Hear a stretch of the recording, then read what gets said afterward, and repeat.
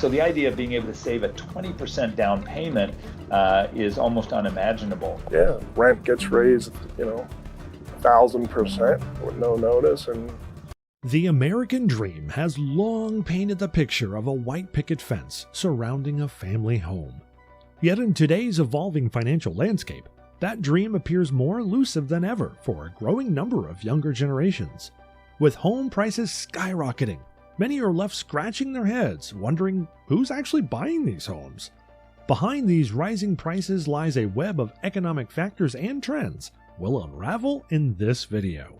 So fasten your seatbelts as we embark on a journey to demystify the modern-day real estate puzzle. Will there be a silver lining at the end? Well, let's dive in and find out. The paradox of payments, navigating today's housing maze. It used to be that the hallmark of readiness to buy a home was a hefty down payment. Tradition dictated squirreling away about 20% of the property's price. Yet the swift and nearly unprecedented rise in home prices has left that old adage in the dust. Today, the gap between wage growth and skyrocketing property values is more expansive than ever, making that 20% harder to grasp. Consider the startling numbers. In 2020, the average American home was priced at around $230,000.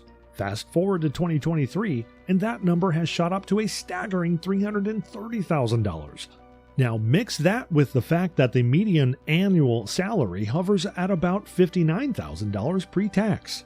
Once you chip away at that for taxes, you're looking at a net amount of around $49,000.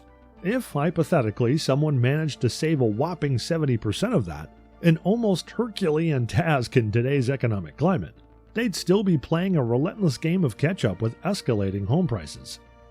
In response to this affordability quagmire, lending institutions have pivoted.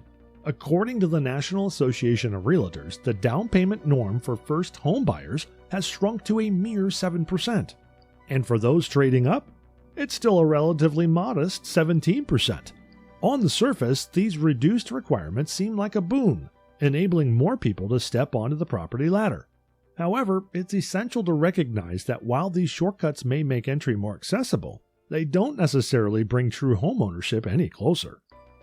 Furthermore, real estate giants like Zillow are reshaping the landscape with novel approaches, such as their enticing 1% down payment loan option. This rapid adjustment, aimed at accommodating prospective buyers, ironically further muddies the waters of housing affordability. As the barriers to entry lower, the endgame of actual ownership remains a distant mirage for many.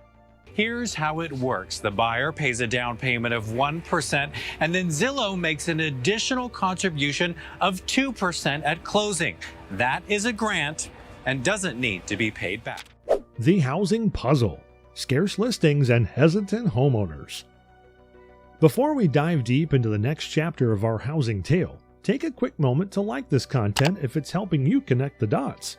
Want to journey with us further into the real estate realm? Well, click on the subscribe button and ring that bell to stay notified. Now, let's decode the mysteries of hesitant homeowners. The simple law of supply and demand is one of the problems pushing up housing prices, even amid widespread inaccessibility. There aren't enough houses on the market to meet the clamoring demand. This short supply fosters a fiercely competitive arena for aspiring homeowners, inflating prices even more. A mosaic of reasons underpins homeowners' reluctance to sell. Topping this list is the prohibitive cost of renting. With renting becoming as absurd as home prices, many homeowners are sticking to their nests, unwilling to dive into the tumultuous rental market. On top of that, for those pondering the idea of selling to buy elsewhere, the lurking specter of higher mortgage rates on a new purchase acts as a deterrent. The recent past also plays a role. The COVID-19 pandemic ignited a veritable home buying frenzy.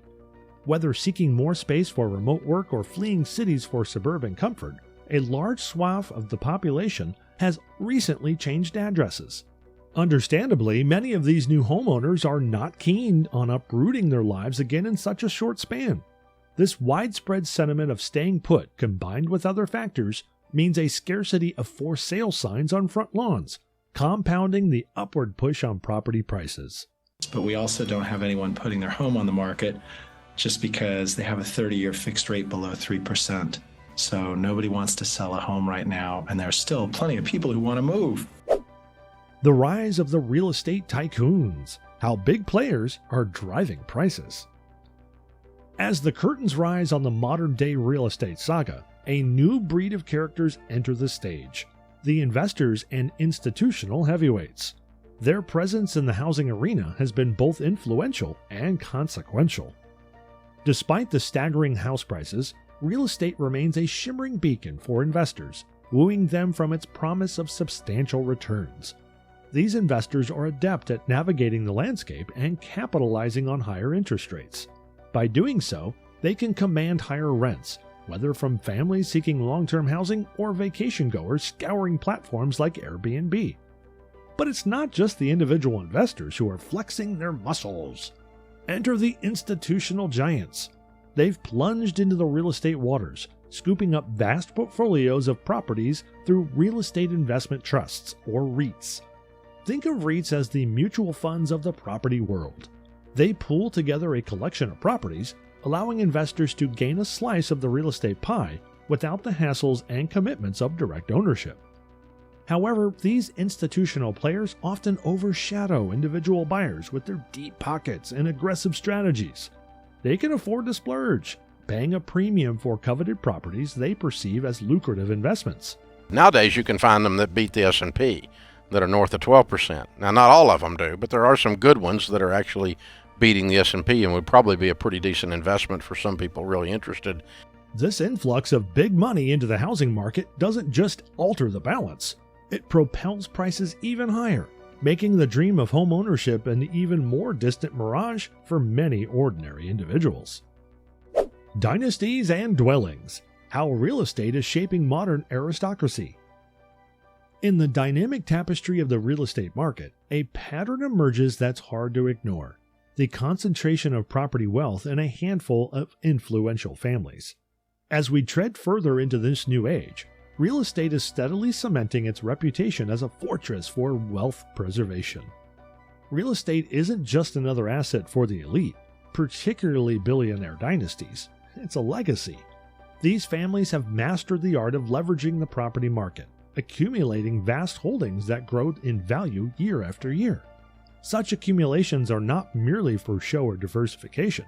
They're strategic steps to ensure their wealth remains untouchable, transcending generations.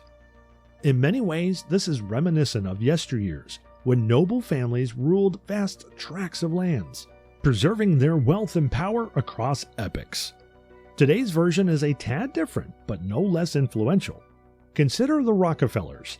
Their legendary fortune isn't just a testament to the family's business acumen, but also to their strategic investments in real estate. Through meticulous planning and keen foresight, they've ensured that their treasure trove remains untouched by the sands of time. This emerging paradigm of dynastic wealth in real estate has ripple effects. It limits the availability of prime properties and intensifies competition, leading to the inevitable rise in housing prices. In this arena, the power of ancestral wealth becomes both a shield and a weapon, transforming the landscape of home ownership for generations to come. Real estate is all about supply and demand. So, for example, in the 70s, everybody always talks about inflation about real estate being a great inflation hedge. But in the 70s, we had double-digit inflation and we had reducing values in real estate. How is that possible? It's possible because there was oversupply. Riding the waves of the real estate riddle. The world of real estate can often feel like a puzzle, where each piece, be it down payments, property scarcity, investor influence, or the elite's real estate grip, contributes to a bigger, more complex picture. As we witness home prices scale new heights, it paints a story of a housing paradox where homes seem even more elusive for the everyday individual. But if there's one lesson history has taught us, it's that markets evolve, adapt, and sometimes reinvent themselves. The undulating waves of real estate might be riding high today, but it's essential to remember that every tide has its ebb. Will this current surge find its natural balance?